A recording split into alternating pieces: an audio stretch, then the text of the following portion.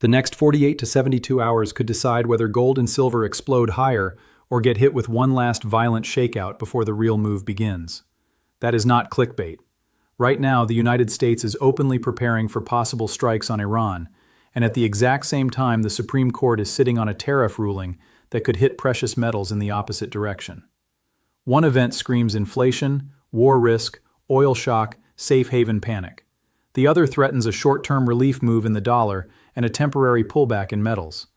Both are now colliding in the same window. That is why this moment matters. Gold is sitting near a level that would have sounded insane not long ago. Silver is already elevated, but the market still has not priced what happens if military action begins while trade policy uncertainty remains unresolved. That is the setup. That is the story. And if you only look at the chart without understanding the forces behind it, you are going to misread what comes next. Because this is not just another geopolitical scare. This is not just another court case. This is a pressure chamber. Military escalation around Iran, tariff uncertainty in Washington, existing inflation pressures, tight physical silver conditions, central bank buying, fragile supply chains, a market that already looks stretched but may still be nowhere near the real repricing if events break the wrong way. So let us start with the piece that could move everything overnight. The military buildup around Iran is no longer something you can wave away as theater. When you start seeing carrier groups, heavy bombers, missile defense systems, surveillance aircraft, and waves of logistics flights stacked around one region at the same time, you are not looking at a headline stunt. You are looking at capability being positioned. And capability matters because once the hardware is in place, the question stops being can they do it and becomes when do they decide to do it? That is what makes this so dangerous for markets. Reports from inside the administration say the window for action is real. Advisors are talking about a very high probability of kinetic action in the near term. The president has said a decision could come quickly. That means investors are no longer debating a vague 6-month risk. They are staring at a live countdown, and the market knows it. You can see it in oil. You can feel it in gold. You can sense it in silver, which is being pulled in two directions at the same time, part monetary metal, part industrial metal, fully exposed to chaos. Now look at the military picture itself. You have multiple carrier groups either in place or moving into positions that matter. You have warships spread across the Arabian Sea, the Gulf, the Red Sea, and the Eastern Mediterranean. You have long-range strike capability. You have command and control aircraft. You have stealth fighters. You have intelligence assets. You have missile defense deployments. You have logistics flights that do not happen for decoration. And one of the details that should make everyone stop and think is the presence of a nuclear detection aircraft in the region. That is not the kind of platform you send when you are casually posturing for the cameras. Then add the bombers. When nuclear-capable bombers are forward-positioned close enough to matter, the message is unmistakable. I am not saying that means a nuclear scenario is coming. I am saying the seriousness of the contingency planning has changed. The military does not position assets like that because someone wants a dramatic photograph. They do it because they want options. Lots of them. And once those options exist, market complacency becomes very fragile.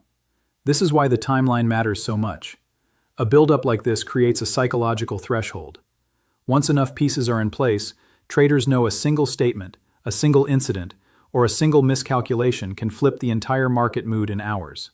Gold does not wait for historians to confirm a conflict. It moves when the probability of disorder surges. Silver can move even harder because it inherits the fear trade and the inflation trade at the same time. And the diplomatic backdrop is not comforting.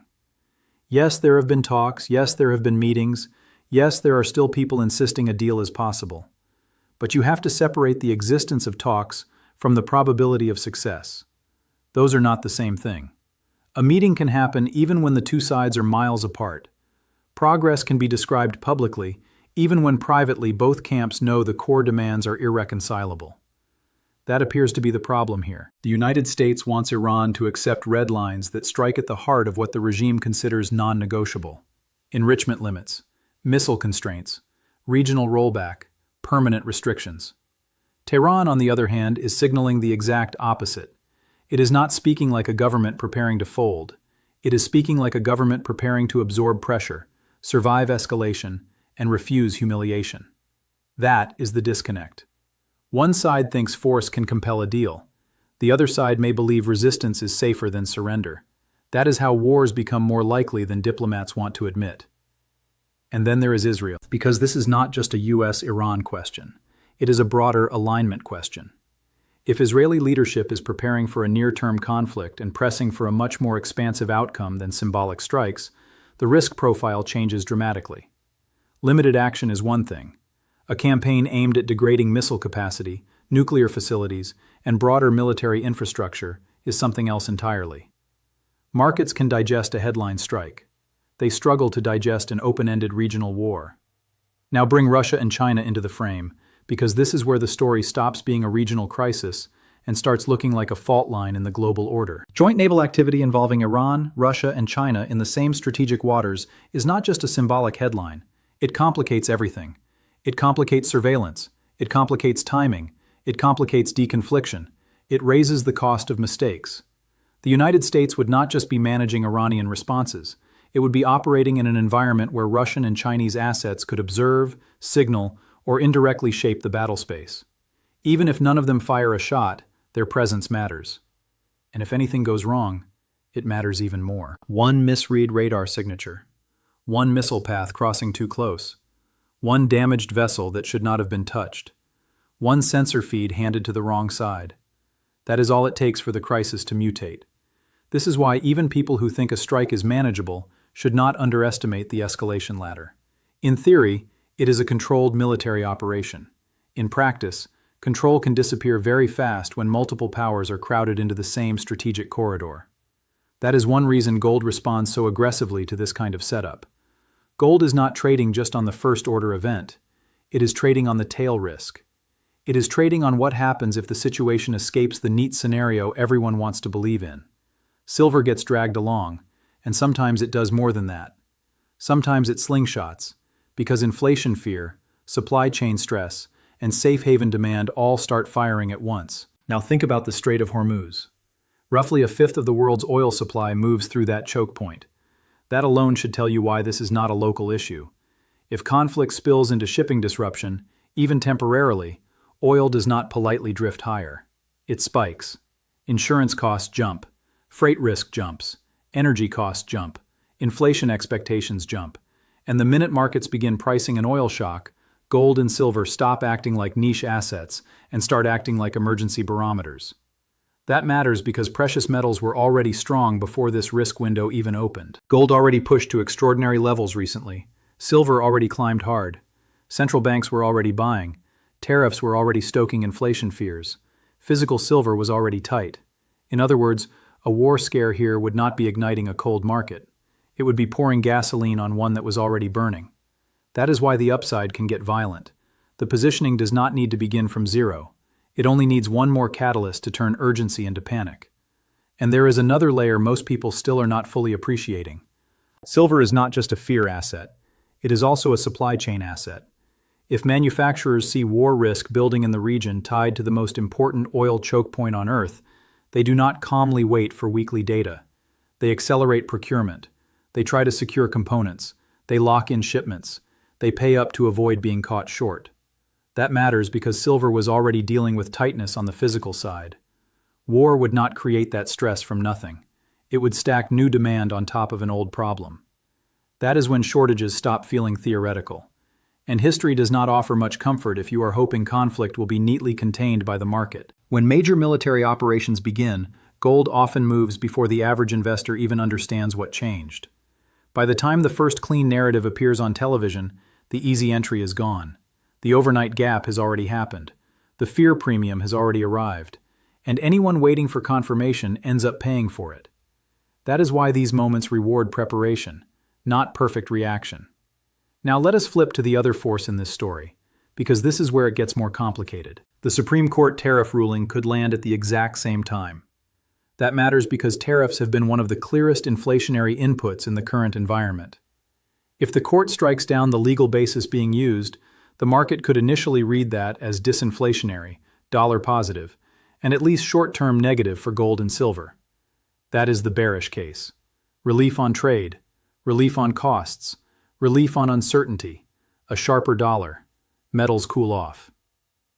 But that is only the first layer. The deeper question is whether a negative ruling truly removes tariffs or merely creates a gap before they come back through another legal route. And that is why I do not think the court scenario is as simple as many traders want it to be. Even if the ruling goes against the administration, there are backup pathways. There are alternative mechanisms.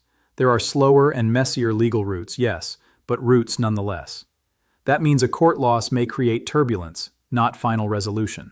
So the ruling matters, but the permanence of the ruling may matter less than the immediate market reaction. If tariffs are upheld, metals likely take that as confirmation that inflationary pressure remains in place. If tariffs are struck down, you could get a reflex dip, maybe a sharp one. But unless the market becomes convinced the trade regime is truly unwinding for good, that dip may be brief. And if the Iran side of the equation turns hotter at the same time, the war premium could simply overpower the tariff relief narrative altogether. That is why you need a scenario framework, not a one-line prediction. Scenario 1. Military action begins and tariffs remain intact. That is the most explosive bullish setup for gold and silver.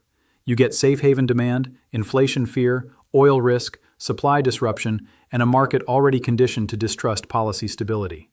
In that world, gold is not fighting uphill. It is being pushed from every angle. Silver may become even more interesting because it gets dragged by gold while also carrying its own industrial scarcity story. Scenario 2. Military action begins but tariffs get struck down. This creates cross-currents, but I still think war dominates. Trade relief is gradual. War risk is immediate. Oil reacts immediately. Shipping reacts immediately. Psychology reacts immediately. So yes, you might get whipsaws. Yes, you might get intraday chaos. But the larger force in that pairing is still the conflict. Scenario 3. Diplomacy holds for now and tariffs remain in place. That is less dramatic but still constructive for metals. The war premium fades somewhat, yet inflation pressure, policy uncertainty, and structural support remain. Gold may pause, silver may chop, but the longer-term floor stays intact. Scenario 4. Diplomacy holds and tariffs are struck down. This is the only outcome that really opens the door to a meaningful short-term correction. Not necessarily a collapse, but a cleaner flush lower. The problem for the bears is that even in this version, not all of the bullish drivers disappear. Central bank demand does not vanish. Debt does not vanish. Currency concerns do not vanish. Physical silver tightness does not vanish. So even the bad scenario for metals may end up being temporary rather than fatal. That is the part weak hands keep missing. A short-term correction inside a structural bull market is not the same thing as a trend reversal. It can feel brutal in real time, but it does not automatically invalidate the bigger thesis. And right now, the bigger thesis still includes war risk, sticky inflation, supply fragility, and a monetary backdrop that remains deeply supportive of hard assets. And there is one more reason I think the market is still underestimating this. It has become conditioned to every crisis fading.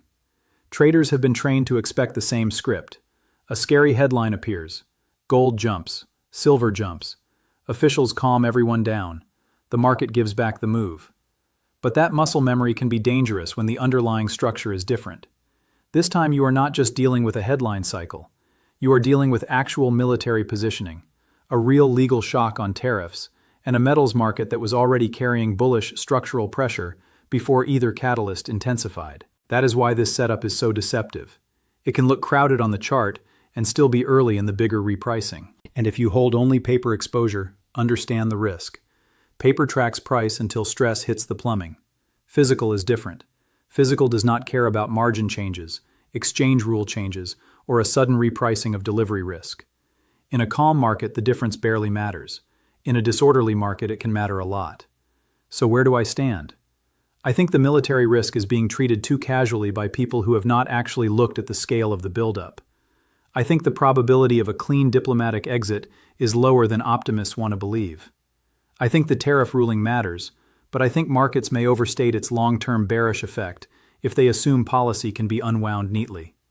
And I think gold and silver are sitting in front of one of the densest clusters of catalysts they have seen in a long time. That does not mean a straight line higher. It means a live minefield of volatility with an upward bias if the bigger fears start becoming reality. So watch the next 48 hours carefully. Watch whether the court rules, and if it does, how the market interprets not just the ruling, but the likely policy response after it. Watch whether carrier positioning reaches the point officials themselves have described as operationally significant. Watch whether public language from Washington hardens further. Watch oil, watch gold, watch silver. Because in weeks like this, the metal market often tells you the truth before the political commentary catches up. And do not make the mistake of assuming a court ruling can erase a military buildup that is already in motion. Paper can change fast. Legal frameworks can change fast. Headlines can change fast. But once aircraft, ships, bombers, missiles, and logistics chains are in place around a choke point that moves a huge share of the world's energy, the situation has already crossed into a different category of risk. That is why I think this window is so important. You can repeal a tariff, you can challenge a statute, you can debate legality, but you cannot instantly unwind a regional war posture. You cannot casually remove fear from the oil market once traders believe the Strait of Hormuz is in play. And you cannot tell gold and silver to ignore a collision between military escalation, inflation risk, and policy uncertainty when all three are arriving together. So now I want your take. Which scenario do you think is most likely? War with tariffs upheld, war with tariffs struck down, deal with tariffs upheld, or deal with tariffs struck down? And if we do get a short-term dip first, do you think it is a real reversal, or just the last shakeout before precious metals make another major run? Subscribe now and stay locked in because the next headline could change everything. And if this breakdown helped you see the bigger picture, hit like and share it with someone holding gold or silver before the market forces them to learn this the hard way.